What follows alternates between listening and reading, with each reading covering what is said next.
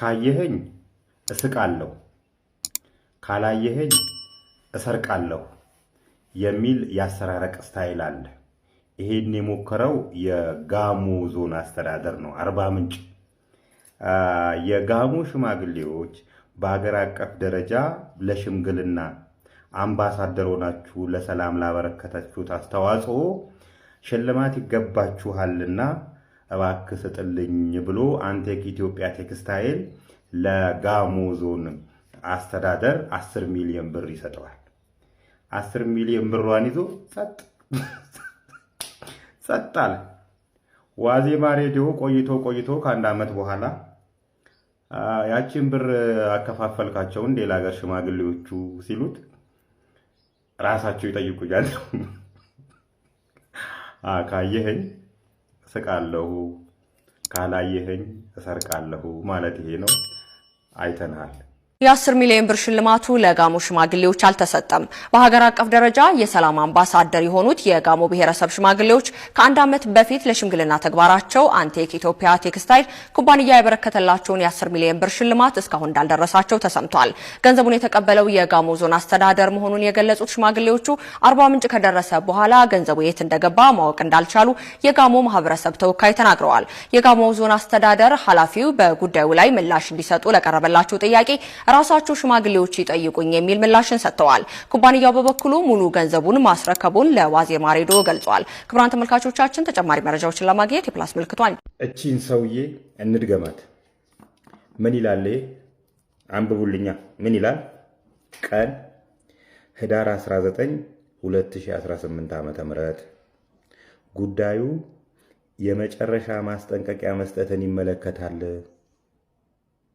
አዳማ ከተማ አባገዳ ክፍለ ከተማ ኦዳ ቀበሌ ወይ 03 ቀበሌ ውስጥ የሚገኘው የቤት ቁጥር BA 17 FI 101 የንግድ ምዝገባ ቁጥር ኦሮ ADM KOB 02 002197 2010 የሆነውን በግብር ከፋይ መለያ ቁጥር 001 66 61 1697 በአዋጅ ቁጥር 97/90 እና በአዋጅ ቁጥር 216/97 መሰረት የ30 ቀን ማስጠንቀቂያ መስጠትን ይመለከታል ይላል።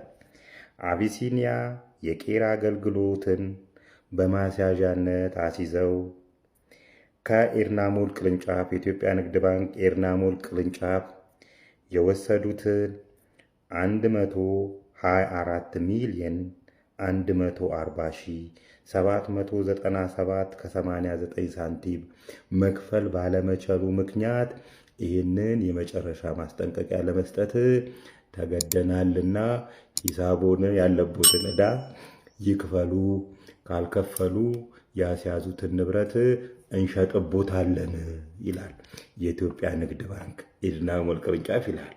እርስዎ እዚህ መጥተው 27 ሚሊዮን 24 ሚሊዮን ውሰድ ብር ነፍን ያለኝ ትላል። ዕዳህን ክፈል አባቴ፣ ዕዳህን መጀመሪያ ዕዳህን ክፈል፣ ገንዘብ ካለህ ማለት ነው። ዕዳህን ክፈልና ስራህን ስራ። እኛ ምን እናድርግ? ገንዘብ ስላለታል ምን ይጠበስልን? ጆሮአችንንና አይናችንን ተከራይተው አገኘው ብለህ ሚዲያን መተትን በጠረቃለህ ማለት ነው። ይሄው እኔ አይደለም ያልኩት። እና ዕዳህን ክፈል አባቴ። እናንተ ፎሎ ማድረጉን እንዳዘነጉ ፎሎ እያደረጋችሁ የኮሪደር ልማት የሚባለው ትላልቅ የኢትዮጵያ ከተሞች ላይ ሰፋፊ የእግረኛ መንገዶች እንዲኖሩ ምክንያት ሆኗል። እግረኞች ከመኪኖች ጋር እየተጋፉ የሚሄዱበት አግባብ ቀርቶ የራሳቸውን ሌን ይዘው ሰፋ ባለ ቦታ ላይ ልጆችንም ይዞ እንዲዝናኑ እንዲሄዱ ምክንያት ሆኗል። ግን በዚህ ስራ ውስጥ አንዳንድ አሻጥረኞች አይጠፉምና እስቲ ቦታ እንጥቀስና እናወራባቸው። አዳማ የሚባል ከተማ ላይ ፖስታ ቤት ሰፈር የሚባል አለና ይሄ ፖስታ ቤት ሰፈር የሚባለው ከሃይዌይ የሚመጡ ከአዳማ አዲስ አበባ ሃይዌይ ላይ የሚመጡ መንገደኞች ቀጥታ ከታች ፒኮክ ከሚባለው ሰፈር ይመጡና ከፈለጉ ወደ አሰላ፣ ከፈለጉ ወደ ድሬዳዋ፣ በተቃራኒው ደግሞ ከአዲስ አበባ የሚመጣው ወደዚህ ወደ ሃይዌይ ለመግባት ወይም ደግሞ መናኸሪያ ለመሄድ ይሄን መንገድ ይጠቀሙታል። ሰፊ አስፋልት ነው፣ የእግረኛ መንገድም ያለው የቆየ አስፋልት ነውና ይሄን አስፋልት በፊት ለፊት ላይ እንዲዘጉት እንደ ቲ ሼፕ ማለት ነው። ቲ ሼፕ ዘጉትና ከታች የሚመጡ ወደ አሰላም ሊሄዱ ከመናኸሪያ መጥተው ወይም ከሃይዌይ መጥተው በጊኮ በኩል አዙረው ዩ ሼፕ አዙረው ወደ አሰላ ወይም ወደ ድሬዳዋ የሚሄዱ ሰዎች እንዳይሉ ቲ ነው የተዘጋው። ቲ ማለት ነው። በተቃራኒው ደግሞ እዛ መንገድ ውስጥም እንዳይገቡ ነው የተደረገው። ከዛን እንደ አማራጭ ተብሎ በገብርኤል ጋር በፖሊስ ጣቢያ ጋር ጠባብ ኮብልስቶንን እንደ እንትን ተጠቅመዋል። ይሄ ኔግሊጀንስ ነው ማለት አንችልም። በዚህ እየተወራ ያለው ወሬ እዛ ጋር አንድ ከፖስታ ቤት ጎን ላይ አንድ ሆቴል ተሰርቷል። ለዚህ ሆቴል ባጃጆች እዛ አካባቢ ውርውር እንዳይሉ በሚል ነው አስፓልቱን እንደዚህ እዩት ቲን የተዘጋው ባይዜና እንደዚህ ኔግሊጀንስ ካለ ይሄን ኢንጂነር ነህ ኢንጂነሪንግ ተምረሃል ለማለት በጣም ነው የሚከብደው። የአዳማ ሰዎች እዩትና አስተያየት ስጡ። የአዳማ ከተማ አስተዳደርም በዚህ ጉዳይ ላይ ለምንድን ነው ያ ሰፊ መንገድ አስፓልት መንገድ እንደዛ በቲል ይዘጋ የቻለው? ምክንያቱ ምንድን ነው? አዋጭነቱስ ምንድን ነው? መንገደኞች ገና ታች ወርደው በገብርኤል ጋር ሲተታጠብ በጣም ቀጭን መንገድ ነው።